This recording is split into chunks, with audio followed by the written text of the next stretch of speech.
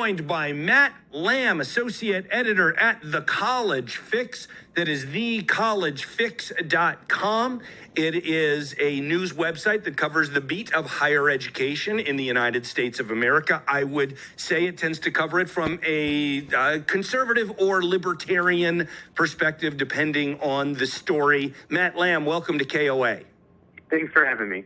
I wanted to just take a few minutes with you to talk about a story you guys ran a couple of days ago, based here in Colorado, about House Bill 1037. The headline says, college prison education bill would reduce sentence length for college completed. Can you please discuss a little bit?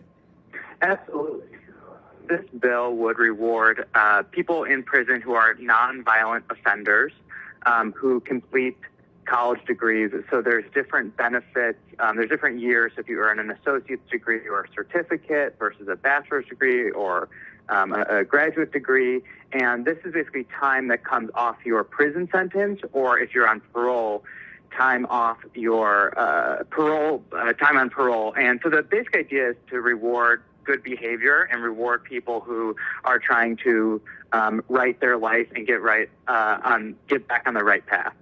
I will note that this bill passed the State House of Representatives 61-1, and one of the key supporters, State Rep Rose Puglisi, who I know a little bit, she's a graduate of the leadership program in the Rockies, is a conservative. So this is not a left-wing bill. I think it's really interesting. Have you in the College Fix's research for this, did you find other stuff or look for other similar stuff around the country?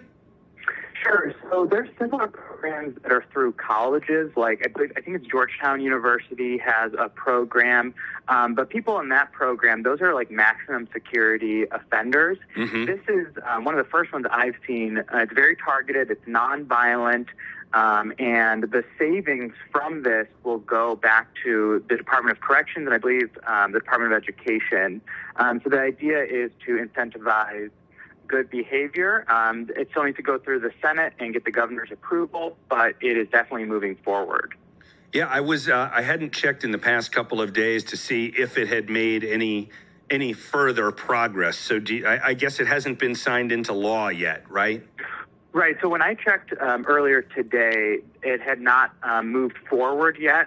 So it still needs to go through the Senate. It already has a Senate sponsor, though, whose name escapes me. But then I have to go to the governor. So there's still some steps it has to go through, probably some problems that need to be worked out in terms of how the savings are figured out. But it is moving forward. Yeah, the Senate sponsor is a Democrat named Julie Gonzalez, and I don't agree with her on much, but I guess she and I are going to be on the same side on this one. The one Republican who voted no had a pretty weak excuse. She said something like, well, I just want to make sure I know where all the savings are going to go. I think that's pretty weak, and I think that's part of the reason it was 61-1. I love the idea. And again, you've said it twice already, and I'm going to say it one more time because it's important.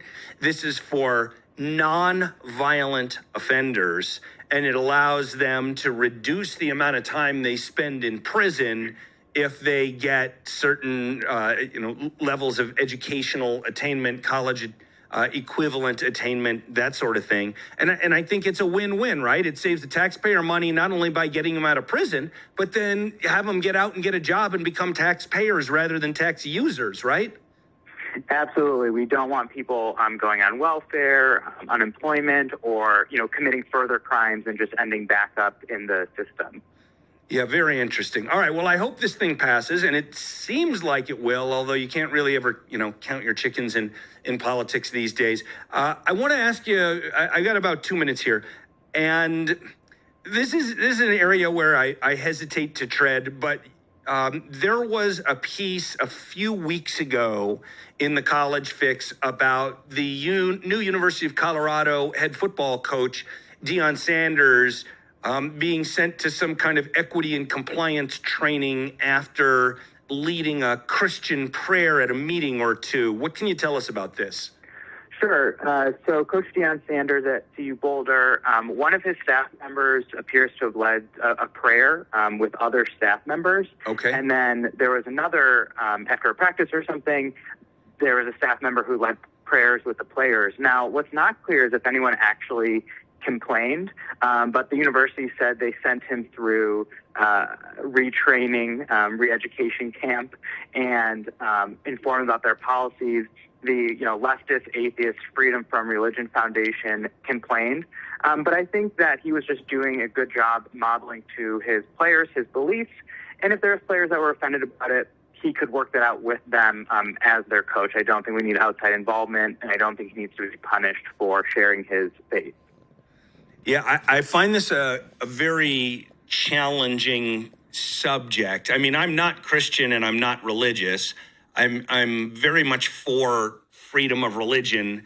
I think where we start getting to the most interesting questions is in public colleges, right? Private colleges a little different. This is a government institution, and I think the law gets a little tricky, although we did just have a Supreme Court case about, I guess it was a high school coach. So it was sort of similar situation where he got in trouble or didn't get a contract renewed because he'd led a prayer and some parents got mad. I don't know how that relates to this exactly. Do you?